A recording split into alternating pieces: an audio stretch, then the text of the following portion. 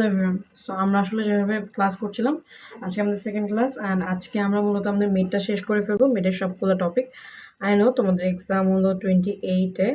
So I am planning যে যাতে তোমাদের মিডের 1 নাম্বার ক্লাসটা তোমরা অলরেডি করছো অ্যান্ড এটা হলো তোমাদের 2 নাম্বার ক্লাস। সো এই দুইটা ক্লাস মিলাই কিন্তু তোমাদের টোটাল মিডের প্রিপারেশনটা হয়ে গেল, ঠিক আছে? আর এছাড়াও আমি তোমাদেরকে একদম মিডের আগের দিন একটা ক্লাস আপলোড দেওয়ার চেষ্টা করব।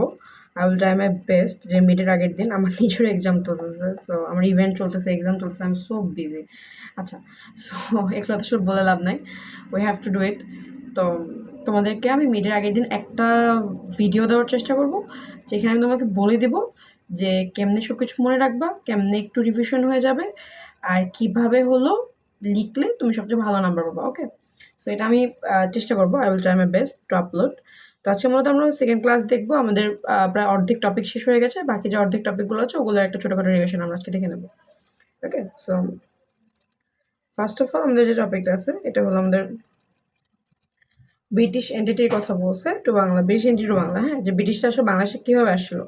সো আমরা কিন্তু জানি যে 1757 সালে যে ব্যাটেল অফ পলাশি ছিল, পলাশির ব্যাটেলের মাধ্যমেই কিন্তু ব্রিটিশরা প্রথম বাংলাদেশে আসে অ্যান্ড ওইখান থেকে ইস্ট ইন্ডিয়া কোম্পানির একটা যাত্রা শুরু হয় এবং ওরা কী করছে যে কলোনিয়ালিজমের যে ব্যাপারটা ওইটা কিন্তু শুরু করছে অ্যান্ড ওইটার ফলে ওদের লক্ষ্য ছিল বেসিক্যালি এখানে আমাদের জনগণের উন্নয়ন না করে আমাদের আসলে রাজস্বটা বেশি আদায় করা। তো রাজস্ব কেন আদায় করে একটা সরকার, কেন ট্যাক্স নেয়? জনগণের উন্নয়নের জন্য। কিন্তু ইংরেজরা কী করছে যে আমাদের থেকে ট্যাক্স নিছে, কিন্তু ওরা কিন্তু আমাদের ওইরকম ডেভেলপমেন্টটা দেয় নাই। ওকে, সো তোমরা এখান থেকে মূলত কলোনিয়ালিজম ব্যাপারটা একটু মনে রাখো যে অন্য একটা দেশের উপরে যদি রাজনৈতিক বা অর্থনৈতিক নিয়ন্ত্রণকে স্থাপন করে তখন সেটাকে কলোনিয়ালিজম বলে। ওকে ওকে এরপরে চলে আসি যে পার্মানেন্ট সেটেলমেন্ট। পার্মানেন্ট সেটেলমেন্ট কি? পার্মানেন্ট সেটেলমেন্ট এটা কে নিয়ে আসছে? লর্ড কর্নওয়ালিস কিন্তু নিয়ে আসছিল, ঠিক আছে? এটার মানে কি যে জমির মালিকানা কাদের দেওয়া হবে? জমিদারদের। তার মানে কি হলো যে একটা নির্দিষ্ট পরিমাণ যে জমি, এটার একটা তোমার জমি, ধরো তোমারই ল্যান্ড, কিন্তু এটার মালিকানা এখন থেকে থাকবে কার কাছে? গভর্নমেন্টের কাছে। সো একজন হলো জমিদার থাকবে, ওর কাছে এগুলো মালিকানা থাকবে অ্যান্ড তোমরা হলো ওর আন্ডারে ধরো মানুষজন চাষাবাস করবে, ওকে রাজস্ব দিতে হবে, এরকম একটা জিনিস ছিল। কিন্তু এটা কিন্তু এক প্রকারের একটা কি, অফকোর্স বোঝা চাপাই দেওয়া, কারণ তোমার নিজের ল্যান্ড কিন্তু তোমাকেই টাকা দিতে হচ্ছে। এক্ষেত্রে কৃষক সব ধরনের জমি হারায়। আর বিশেষ করে এটা কিছুটা অ্যাগ্রেসিভ বা কিছুটা প্ল্যান করেই দেখা গেছে যে মুসলমানদের উপরে, মুসলমান কৃষক যখন ছিল ওই সময় ওদের একটু ক্ষতি করার মানে ইয়াটা বেশি ছিল, প্রভাবটা। এবং নতুন একটা হিন্দু জমিদার শ্রেণী তৈরি হয় ওই সময়, কিন্তু ওরা এই যে ধর্মটার যে মিসইউজটা করা শুরু করছে এটা কিন্তু ওইখান থেকে শুরু হয়েছে, ঠিক আছে? তো এইটা মূলত গেল। এরপরে আমরা যদি চলে আসি যে ওই সময় কিন্তু একটা ইকোনমিক অ্যান্ড সোশ্যাল চেঞ্জ দেখা দিচ্ছে, যেমন ট্রেডিশনাল শিল্প ধ্বংস হয়ে যায় ওই সময়, ইংরেজি শিক্ষা, চাকরির সুবিধা শুরু হয়। এরপরে মুসলমানদের তখন থেকে আসলে একটা ব্যাকস্ল্যাশ কেন্দ্রিক জিনিসপত্র তৈরি হয়। এরপরে এই জিনিসটা হওয়ার কারণে মুসলমানরা কী করলো যে একটা মুসলমানরা কিন্তু ব্রিটিশ শিক্ষাকে নিয়ে একটা সন্দেহ ওদের মনে তৈরি হলো এবং হিন্দুরা ব্রিটিশ শিক্ষাকে দ্রুত গ্রহণ করা শুরু করলো, ওদের ক্লোজ হয়ে গেল, ঠিক আছে? সো এইটা কিন্তু তখন থেকে আমাদের যে টোটাল সিস্টেম, এটার মধ্যে কিন্তু যে ধর্মতত্ত্বের যে ব্যাপারটা তখন থেকে কিন্তু ইমপ্লিমেন্ট হওয়া শুরু হলো। এরপরে আমি যদি কমিউনিজমের কথা বলি, সো এক্ষেত্রে ধর্মভিত্তিক একটা রাজনৈতিক পরিচয় গড়ে উঠছে, কারণ আমরা এতক্ষণ দেখতেছিলাম যে ধর্ম বেসিসে কিন্তু কীভাবে ওরা ভাগ করছিল। ওকে, সো অলরেডি কিন্তু এখন ধর্ম বেসিসে দুটো তোমার পরিচয় তৈরি হয়েছে অ্যান্ড ওরা একটা রুল নিয়ে আসে যেটা ডিভাইড অ্যান্ড রুল, ঠিক আছে? এগুলো যে ঠিক আছে তোমার ল্যান্ড আমার ল্যান্ড ডিভাইড করে ফেলাই, তুমি এটুকু রুল করবো, আমি এটুকু রুল করবো, এরকম করে কিন্তু ডিভাইড অ্যান্ড রুল পলিসি নিয়ে আসে। সো এরপরে কী হয় যে ইলেকট্রেটের ধারণা হয়েছে প্রায় যে আগে একটা জমিদার আন্ডারে সব কিছু ছিল, এখন হয়তো এখানে 4টা জমিদার আছে, ঠিক আছে? সো ধর্ম থেকে মূলত ধর্মকে ব্যবহার করে একটা রাজনৈতিক বিভাজনের দিকে এন্টার জিনিসটাকে ইঙ্গিত করতেছে। ওকে, সো এরপরে হলো মুসলিম কলোনিয়ালিজমে যখন রাইজ হয় তখন তারা বুঝতে পারে মুসলমান যে তারা আসলে রাজনৈতিকভাবে খুবই বঞ্চিত অ্যান্ড এরা তখন আলাদা একটা প্রতিনিধিত্বর জন্য কিন্তু একটা বিপ্লবে শুরু করে অ্যান্ড ওইখান থেকেই কিন্তু বেসিক্যালি আমাদের 1971 সালের যুদ্ধটা আসছে, ঠিক আছে? মুসলমানদের একটা পরিচয় তৈরি করতে যায়। আচ্ছা, সো এক্ষেত্রে পার্মানেন্ট সেটেলমেন্ট কি, এটা খুবই ইম্পর্টেন্ট একটা কোশ্চেন। কলোনিয়ালিজমটা অনেক ইম্পর্টেন্ট, আর ব্রিটিশ রুল, এই 3টা জিনিস এখান থেকে ইম্পর্টেন্ট। ওকে, এরপর আমরা চলে আসি foundation of Pakistan. Foundation of পাকিস্তানের ক্ষেত্রে প্রথমেই যে হিন্দুত্ববাদের যে ব্যাপারটা আমি বললাম যে ইন্ডিয়া মানেই সবাই এখানে হিন্দুত্ববাদ বা হিন্দু ন্যাশন হিসেবে ধারণা করা হতো, যেটা মুসলমানদের মনে কিন্তু একটা সংকট তৈরি করতে যাচ্ছে। ঠিক আছে, তাহলে আমাকে তো আসলে আমার ধর্মীয় আইডেন্টিটি হয়তো ক্রাইসিসের মধ্যে পড়তেছে, এটা ওদের মনে হয়েছে, ওদের মনে করানো হয়েছে। এটার জন্য কি হয়েছে যে মেজরিটির মধ্যে কিন্তু একটা ফেয়ার তৈরি হয়েছে। ঠিক আছে, এরপর ওরা কী করলো, ওরা কিন্তু এইটার প্রেক্ষিতে যে আচ্ছা ভাবলো যে ঠিক আছে, তাহলে ব্রিটিশরা যেহেতু হিন্দুদেরকে প্রায়োরিটি দিচ্ছে, তাহলে আমরা কি করি, আমরা যেহেতু বঞ্চিত, আমরা এটা আলাদা করে জাতি হিসেবে নিজেদেরকে ভাবতে শুরু করলাম। এরপরেই কিন্তু 1906 সালে সে ঐতিহাসিক মুসলিম লীগ গঠিত হয়। ঠিক আছে, যেটার লক্ষ্যই ছিল আমাদের রাজনৈতিক সুরক্ষা। এরপরে সবচেয়ে ইম্পর্টেন্ট একটা টপিক, এটা হলো টু নেশন থিওরি। এটা খুবই ইম্পর্টেন্ট, এটাতে কোশ্চেন আসেই। সো এটার প্রবর্তক মূলত ছিল জিন্না, অ্যান্ড এটার বেসিক জিনিসটা কী ছিল যে টু নেশন, যে আমাদের যে ইন্ডিয়াটা যে আছে, ইন্ডিয়াটাকে বা ভারতীয় উপমহাদেশ যে ছিল, এখানে বলছে যে ভারতীয় উপমহাদেশের মধ্যে মাঝখানে যে লোকজন আছে ভারতের, বর্তমান ভারতের এই পার্টের মানুষজন হল হিন্দু, অ্যান্ড বাকি দুই পার্টের মানুষজনের মধ্যে দেখা গেছে মেজরিটি মুসলমান। সো বলছে যে ঠিক আছে, আসলে আমরা ধর্মীয় ভিত্তিতে ডিভাইড করে ফেলি। সো এই দুই পক্ষকে ওরা মুসলমান দিয়ে দিছে, আমরা মুসলমান দুই পক্ষ মিলে পাকিস্তান ক্রিয়েট করেছে, আর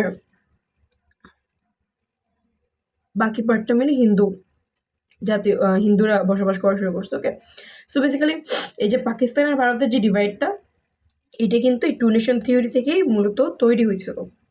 ঠিক আছে, সো এখান থেকে একই রাষ্ট্রে যে ওরা বসবাস করতে পারবে না, এটা একটা ধারণা তৈরি হয়েছে। আই এম সো সরি, আমি আসলে গতকালকে রাত্রে ঘুমাই নাই, আমার কালকে ডিএস এক্সাম ছিল, সামনে আমার এক্সাম আছে, so I have to read a lot, and খুবই প্রেশার যাচ্ছে, দ্যাটস ওয়াই আমি আসলে খুবই টায়ার্ড।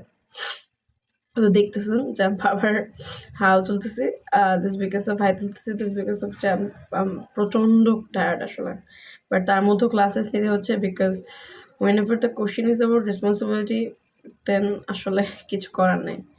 আপনারা অনেকে আমাকে নক করছেন যে কবে ক্লাস আসবে, কবে ক্লাস আসবে। সো আসলে আমি অনেককে রিপ্লাই করছি, অনেকে করতে পারি নাই, খুবই ব্যস্ততার মধ্যে থাকা হয়তো একটু কষ্ট হয়ে যায়। বাট হ্যাঁ, আমার মনে থাকে আপনাদের প্ল্যানটা থাকে যে আচ্ছা ঠিক আছে, ওদের জন্য ক্লাসেস দিতে হবে, সো রেকর্ড করতে হবে, স্লাইডস বানাতে হবে, আপলোড দিতে হবে, লট অফ ওয়ার্ক। ঠিক আছে, আচ্ছা, সো এরপরে আমরা যদি বাঙালি মুসলিমদের কথা বলি, সো ওই ক্ষেত্রে ওরা কিন্তু দরিদ্র ছিল বেশিরভাগ, এই জন্য ওরা কী করে যে জমি শিক্ষার চাকরি থেকে কিন্তু বঞ্চিত ছিল। এই পার্টটা কী করতে শুরু করে, ওরা হলো পাকিস্তানকে সমর্থন করা শুরু করে। ঠিক আছে, এরপরে লাহোর রেজলিউশনের পরে এটা আরও বাড়ে, অ্যান্ড এরপরে এখান থেকে মূলত টু নেশন থিওরিটা বেশি ইম্পর্টেন্ট। আর বাঙালি মুসলমানরা কেন পাকিস্তানিদের সমর্থন করতো, এই জিনিসটা একটু মোটামুটি আপনারা দেখতে পারেন। আচ্ছা, এটা তো আমরা বললাম। হ্যাঁ, এরপরে হলো আজাদিন 1947। 1947 সালে কী হলো যে আমরা দুইটা অংশে ভাগ হয়ে গেলাম, ইস্ট পাকিস্তান, ওয়েস্ট পাকিস্তান। আর এটার মধ্যে কোনো ইন্ডাস্ট্রিয়াল কিন্তু বেস ছিল না, প্রশাসনিক একটা দুর্বলতা ছিল। আর আমরা জানি যে আমাদের ইস্ট পাকিস্তান থেকে সম্পদ নিয়ে কিন্তু ওয়েস্ট পাকিস্তান ওদের ডেভেলপমেন্ট করা শুরু করে, যেই মানে বঞ্চনার থেকে মুক্ত হওয়ার জন্য ব্রিটিশদের হাত থেকে এত কিছু করলাম, সেই বঞ্চনার মধ্যে আমরা আসলে আবার পড়ে গেলাম একটা সময় এসে। সো ওই সময় মানুষজন বললো যে উর্দুই আসলে, পাকিস্তানের মানুষজন বলা শুরু করলো যে উর্দু আসলে একটা একমাত্র ল্যাঙ্গুয়েজ হবে। কিন্তু যেখানে দেখা গেল যে 56% মানুষের ভাষাই ছিল বাংলা, কিন্তু যেহেতু পশ্চিম পাকিস্তানের মানুষজনদের কাছে উর্দুটা প্রিফারেবল ছিল, সো ওরা কিন্তু আমাদের উপর উর্দুটাকে চাপিয়ে দেওয়া শুরু করে।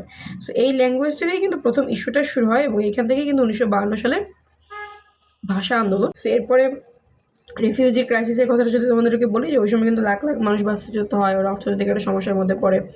এদের কিন্তু আবার আমাদের প্রতিবেশী রাষ্ট্র ইন্ডিয়া আশ্রয় দিয়েছিল ওই সময়।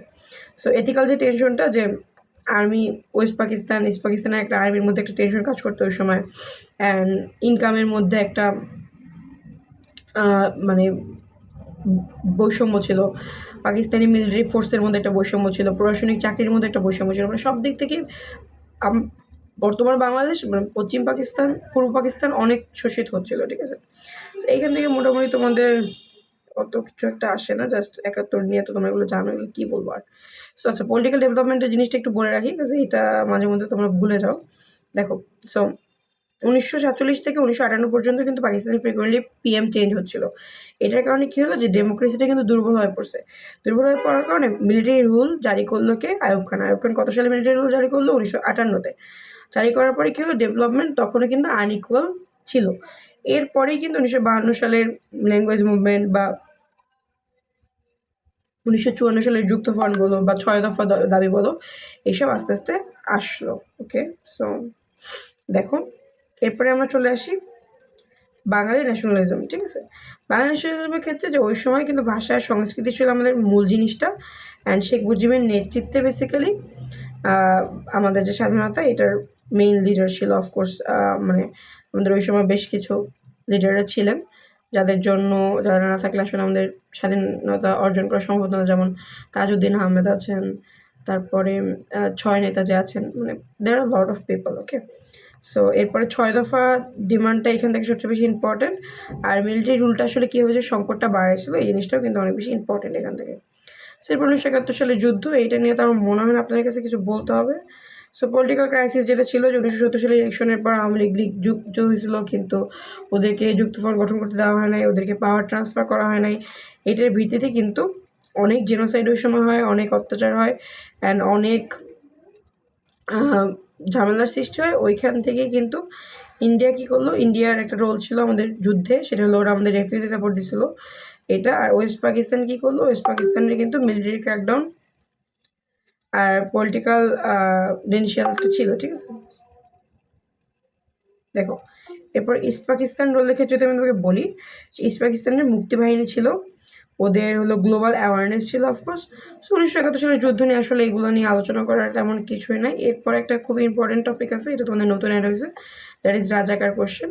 সো বেসিক্যালি রাজাকার বলতে আমরা কী বুঝি, আমরা জানি যে আমাদের মুক্তিযুদ্ধের সময় যারা পাকিস্তানের সহযোগিতা করছে ওদেরকে আমরা রাজাকার বলে থাকি, অ্যান্ড ওরা আমাদের এন্টি ইন্ডিপেন্ডেন্স সাপোর্টার ছিল। ঠিক আছে, সো ওদের মনের মধ্যে একটা ভয় ছিল, ওদের মনের মধ্যে পার্সোনাল বেনিফিট করার একটা ইচ্ছা ছিল, যেখান থেকে কিন্তু ওরা রাজাকারের এই জিনিসটা ক্রিয়েট করে।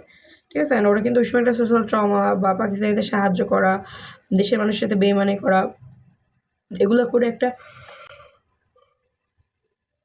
নেগেটিভ ইম্প্যাক্ট ক্রিয়েট করছিল। ঠিক আছে, বাট আমরা এখানে আসলে রাজাকার বলতে তোমরা জানো যে লাস্ট জুলাইতে, যেটাকে আমরা আমাদের সেকেন্ড ফ্রিডম বলি বা সেকেন্ড ইন্ডিপেন্ডেন্স বলে থাকি বাংলাদেশে, এটা কিন্তু আমাদের জুলাই রেভলিউশনকে বা জুলাইয়ের ম্যাস আপরাইজিংকে রেফার করতেছে। ওকে, সো এটার সময় কী হলো, যে শেখ হাসিনা কিন্তু প্রায় 15 বছরের একটা শাসনের পরে বাংলাদেশ থেকে চলে গেল।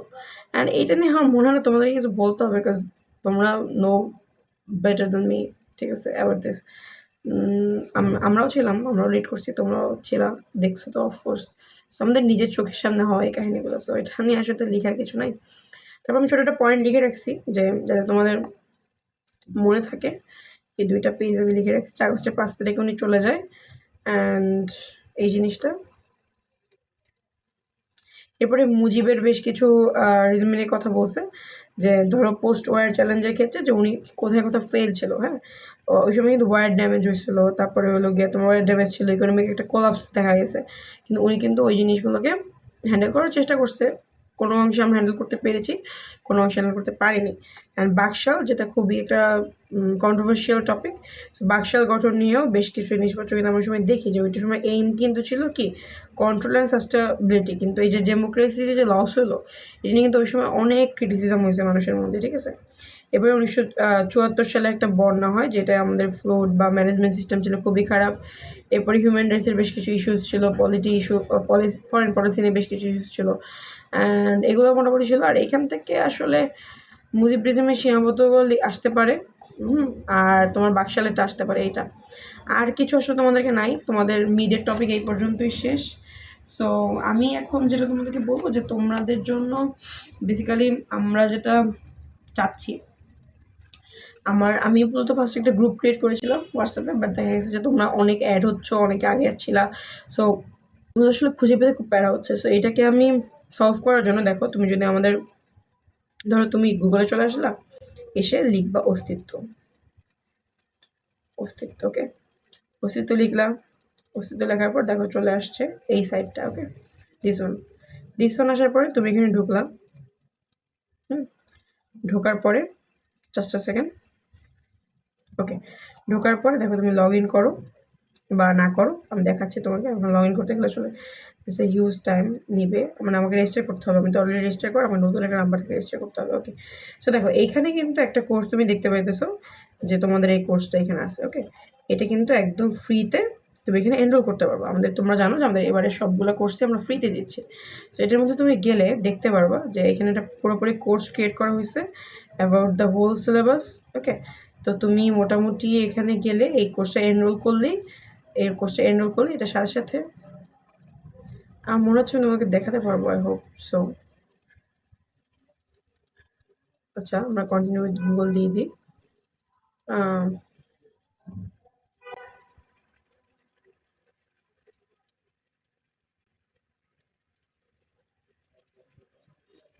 আচ্ছা, আমি তোমাদেরকে আমার ইনস্ট্রাক্টর অ্যাকাউন্ট থেকেই দেখাচ্ছি।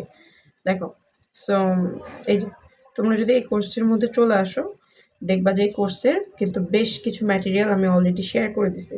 হ্যাঁ, স্টার্ট লার্নিংয়ে যদি চলে যাই, দেখো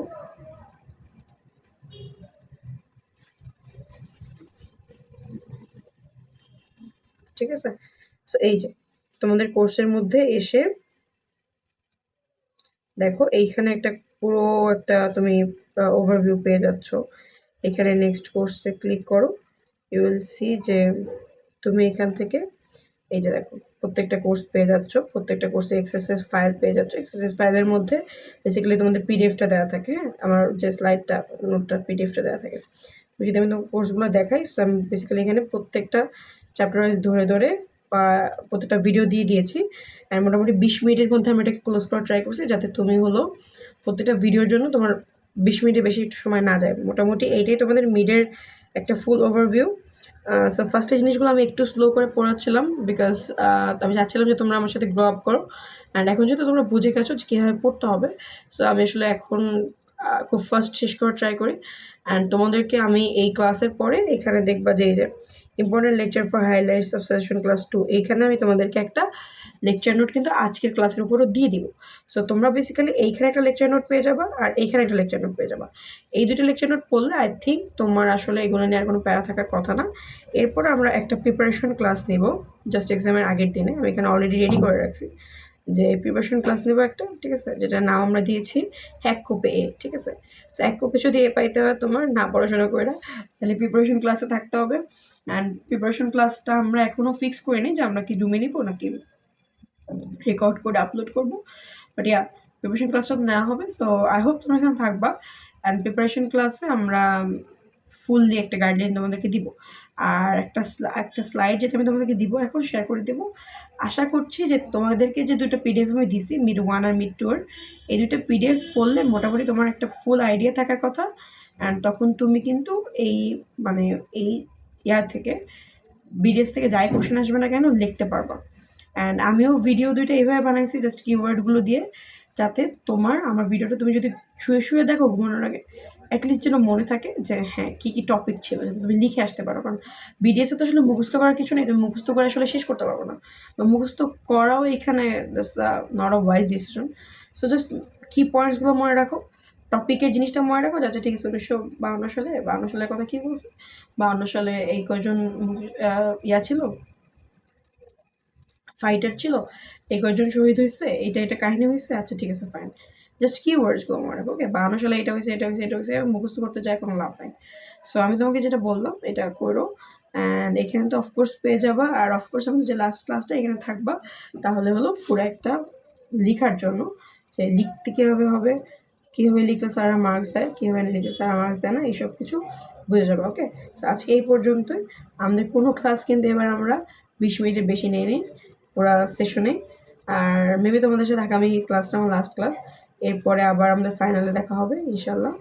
অ্যান্ড এই বিডিএস ক্লাসটা আমি ভাবতেছি যে এটা আমরা সবসময় ফ্রি রেখে দেবো আমাদের অনলাইনে, যাতে বিডিএস নিয়ে আসলে বিডিএস টাকা দিয়ে কিনে তোমার পড়ার কোনো দরকার নেই। তুমি আমার ক্লাস দেখো, ফ্রিতে দেখো, আমার ম্যাটেরিয়ালস ফ্রিতে সারা জীবন এখানে থাকবে, ওয়েবসাইটের মধ্যে থাকবে। তোমাদের ব্যাচের পরও যে ব্যাচ আসবে, ওরা যদি কখনো দেখে বিডিএসের ক্লাস, তোমরা ওদেরকে রেফার করবা। প্লাস তোমাদের ছোটো ভাই বোনেরা আসবে, তো ওদেরকে গাইড করবা। তো আমি চিন্তা করছি যে আমার ক্লাসগুলো আমি ফ্রিতে সবসময় রেখে দেবো, আমার ম্যাটেরিয়ালসগুলো ফ্রিতে রেখে দেবো এখানে, যাতে এরপরে যারা আসবে ওরা জন্য জাস্ট আসে আর এটা পড়তে পারে। ওদেরকে ভিডিএস অ্যাটলিস্ট ওকে টাকা দিয়ে কিনে কখনো কোর্স করতে হবে না, আমি আশা রাখতেছি এটা আমার পক্ষ থেকে। ঠিক আছে, আর নেক্সট সেমিস্টারে আমি চেষ্টা করব তোমাদের জন্য বেশ কিছু কোর্সেস, ইকোনমিক্সের কোর্স নেক্সট সেমিস্টার থেকে আমি হয়তো নিব তোমাদের। এরপরে হলো তোমাদের ইকোনমিক্স খুব ইজি, ইকোনমিক্স আমি also get this very easy subject, okay. So ইকোনমিক্সটা তোমাদেরকে নিব, তারপরে সফটওয়্যার নেওয়ার চিন্তা ভাবনা করতেছি, দেখি কি করা যায়। এরকম আরও বেশ কিছু কোর্সেসের কথা আমি আইডিয়া করতেছি, দেখি আসলে কত দূর কি করতে পারি আমরা। মিডে তো মাত্র তো মিড শেষ হলো, ফাইনাল তো হবে, আর আমরা একটা নাম্বারের ব্রেকডাউনও দেখবো মোটামুটি, যে আমাদের কত নাম্বার কি লাগবে, কোথায় কি করতে, এটা আমরা মিডের পরে দেখবো। সো এটা নিয়ে টেনশনের কিছু নাই। আই হোপ তোমাদের জার্নিটা ভালো লাগছে, আর আমি আই ট্রাইড মাই বেস্ট যে যাতে তোমরা আসলে খুব কম সময়ের মধ্যে, কারণ আমার নিজেরও আসলে আমি যদি দেখি কোনো ক্লাসে ডিউরেশন 20 মিনিটের 30 মিনিটের উপর আমার দেখতে ইচ্ছা করে না, 30 মিনিট হলে আমার দেখতে ইচ্ছা করে না। সো আই ট্রাইড যে সবগুলো ক্লাস যেন 20 মিনিটের মধ্যে শেষ হয়, যাতে তোমরা জাস্ট বেসিক আইডিয়াটা ক্লাস থেকে পেয়ে যেতে পারো, খুব বোরিং না লাগে। বিকজ বিডিএস আসলে পড়ার জিনিস, সো বোঝানোরও কিছু নাই, করারও কিছু নাই। সো আমি হলো তোমাদেরকে আইডিয়া দিয়ে দিতাম আর নোটস শেয়ার করে দিতাম, যাতে তোমরা হলো ফুল একটা আইডিয়াটা পাও, ওকে। সো এই পর্যন্তই, দেখা হচ্ছে নেক্সট ক্লাসে। আই হোপ তোমরা ম্যাটেরিয়ালগুলো এখান থেকে নিয়ে নিবা সবাই, অ্যান্ড ফ্রেন্ডদেরকে রেফার করবা, যাতে ওরা এখানে ফ্রিতে এখান থেকে ম্যাটেরিয়ালটা নিয়ে নেয়। ম্যাটেরিয়ালটা সবসময় ফ্রি থাকবে ইনশাল্লাহ। তোমাদের ছোটো বোনদেরও, তোমরা ছোটো ভাইদের বোনদেরও তোমরা এখান থেকে ম্যাটেরিয়াল রেফার করতে পারো, ঠিক আছে। ওকে, সো আজকে এই পর্যন্ত, অলরেডি 21 মিনিট হয়ে গেছে। সো বাই বাই, আল্লাহ হাফেজ।